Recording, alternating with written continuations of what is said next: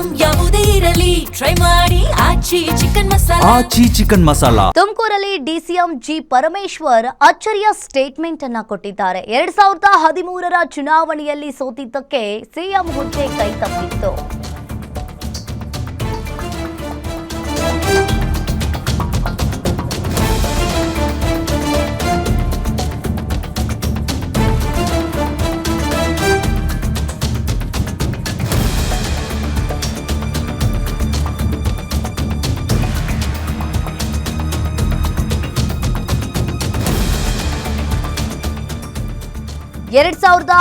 ರಲ್ಲಿ ಚುನಾವಣೆಯಲ್ಲಿ ಸೋತಿದ್ದಕ್ಕೆ ಸಿಎಂ ಹುದ್ದೆ ನನಗೆ ಕೈ ತಪ್ಪಿತ್ತು.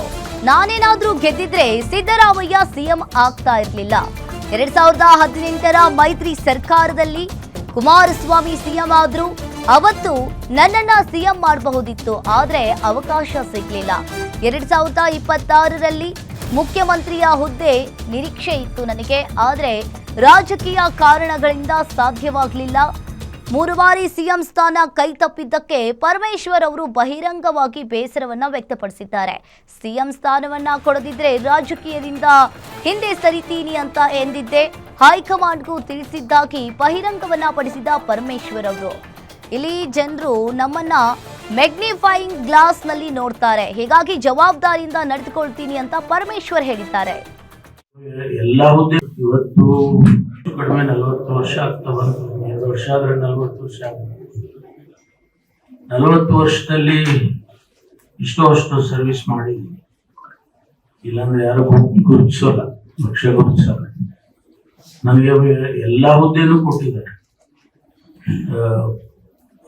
ಅಧ್ಯಕ್ಷ ಸ್ಥಾನದಿಂದ ಹಿಡಿದು ನನಗೆ ನಮ್ಮ ಪಕ್ಷದಲ್ಲಿ ವರ್ಕಿಂಗ್ ಕಮಿಟಿ ಅಂದ್ರೆ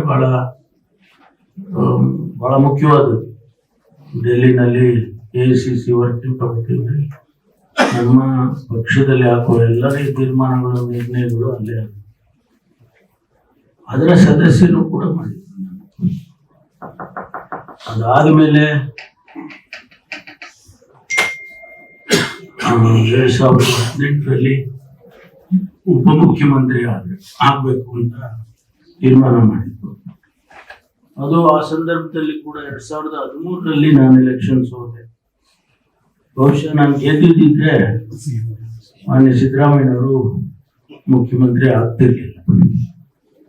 ಆದ್ರೆ ನಮ್ಮ ಅದೃಷ್ಟ, ನಮ್ಮ ಹಣೆ ಬರನೋ ಏನೋ